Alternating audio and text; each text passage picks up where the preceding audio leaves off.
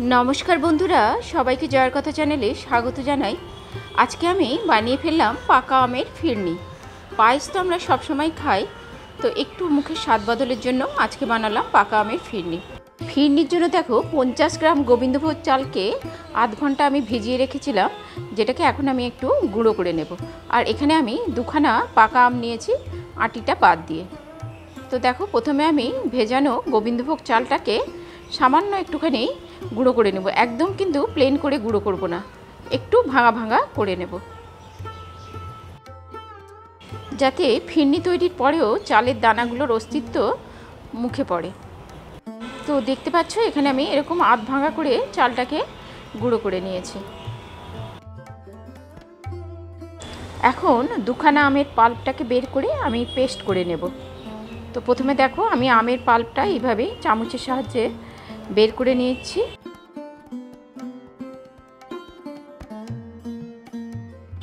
তারপরে এর মধ্যে আমি 4 চামচ মতন চিনি দিয়ে দেব। চিনি আর আমটাকে আমি এবারে পেস্ট করে নিচ্ছি। আম যদি বেশি টক হয় তাহলে চিনির পরিমাণটা আরেকটু বাড়িয়ে দিতে হবে।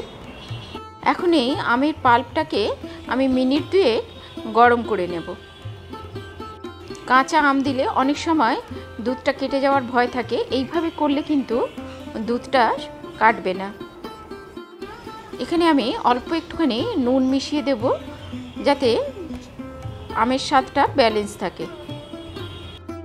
আমার আমের পেস্টটা তৈরি হয়ে গেছে। এখন এটা আমি গ্যাস বন্ধ করে একটু ঠান্ডা হতে দেব। এদিকে দেখো 1 কেজি দুধকে আমি ফুটিয়ে ফুটিয়ে বেশ কিছুটা গাঢ় করে নিয়েছি। এখন এর মধ্যে আমি একটুখানি এলাচের গুঁড়ো দিয়ে দিলাম। এই দুধটা ফুটতে থাকুক, ততক্ষণে দেখো আমি ছোট 2 প্যাকেট মিল্ক পাউডার এর মধ্যে গুলে দেব। তাই জন্য এটাকে আমি আগে প্রথমে জলের মধ্যে একটুখানি গুলে নিচ্ছি। তারপরে এটাকে আমি দুধের মধ্যে মিশিয়ে দুধটাকে একটু তাড়াতাড়ি করে গাঢ় করে নেব। তার আগে গোবিন্দভোগ চালের যে পেস্টটা করে রেখেছিলাম, এটাকে এরকম একটু পাতলা করে দুধের মধ্যে আমি মিশিয়ে দেব। একটু পাতলা করে মেশাতে হবে, নাহলে কিন্তু ডালা পাকিয়ে যাবে। আর দেওয়ার সঙ্গে সঙ্গেই এইভাবে চামচ দিয়ে নেড়ে নিতে হবে। আর চালটা দেওয়ার পরেই দেখবে দুধটা কিন্তু খুব তাড়াতাড়ি ঘন হতে থাকবে। এই সময় আমি যে মিল্ক পাউডারের পেস্টটা তৈরি করে রেখেছিলাম এর মধ্যে আমি মিশিয়ে দিলাম। সব কিছু মেশানোর পরে এরকম একটু ঘন ঘন নেড়ে নিতে হবে, নাহলে কিন্তু এটা নিচে বসে যাওয়ার সম্ভাবনা থাকে এবং ডালা পাকিয়ে যাওয়ার সম্ভাবনা থাকে। এখন আমার এই মিশ্রণটা বেশ ঘন হয়ে এসছে। এই সময় আমি এতে প্রয়োজন মতন চিনি দিয়ে দিলাম। এখানে আমি প্রায় 200 গ্রাম মতন চিনি দিয়ে দিলাম। তোমাদের স্বাদ অনুযায়ী চিনিটা কিন্তু কম বেশি ব্যবহার করতে পারো।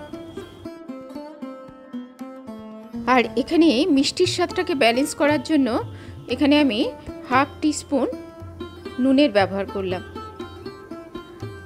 এইভাবে ঘন ঘন এটাকে কিন্তু নাড়তে হবে। এখানে আমার ফিরনিটা প্রায় হয়ে এসছে।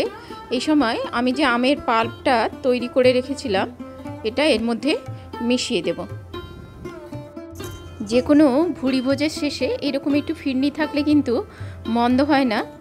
তো এই রেসিপি যদি তোমাদের ভালো লেগে থাকে প্লিজ লাইক করো, কমেন্ট করো, এবং আমার চ্যানেলে যারা নতুন এসেছো তাদের যদি আমার এই রেসিপি ভালো লেগে থাকে তবে আমার চ্যানেলকে সাবস্ক্রাইব করে দিও এরকম সহজ সরল রেসিপি দেখার জন্য। তো দেখো আমের পাল্পটা এতে মিশিয়ে দিতে ফিরনির কালারটা কত সুন্দর এসেছে। এখন আমার ফিরনিটা পুরোপুরি তৈরি হয়ে গেছে। আমি গ্যাসটা অফ করে দিলাম। ফিরনি কিন্তু ঠান্ডা ঠান্ডা খেতেই বেশি ভালো লাগে, তাই আমি এরকম ছোট বড় বিভিন্ন ধরনের পাত্রে এটাকে ভরে আমি ফ্রিজে বেশ কিছুক্ষণ রেখে দেব ঠান্ডা হওয়ার জন্য। এখন এই আমের সময় অবশ্যই একবার এরকম আম ফিরনি ট্রাই করে দেখো, আশা করি ভালো লাগবে। এখন এর উপরে গার্নিশিংয়ের জন্য আমি কিছু ড্রাই ফ্রুটস নিয়েছি, যেটাকে একটু হালকা করে গুঁড়ো করে এর উপরে দিয়ে দেব।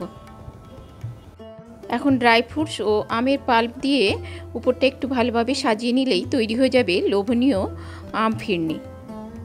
আজ এই পর্যন্তই। সবাই ভালো থেকো, সুস্থ থেকো এবং এতক্ষণ সময় সাথে থাকার জন্য সবাইকে অনেক অনেক ধন্যবাদ।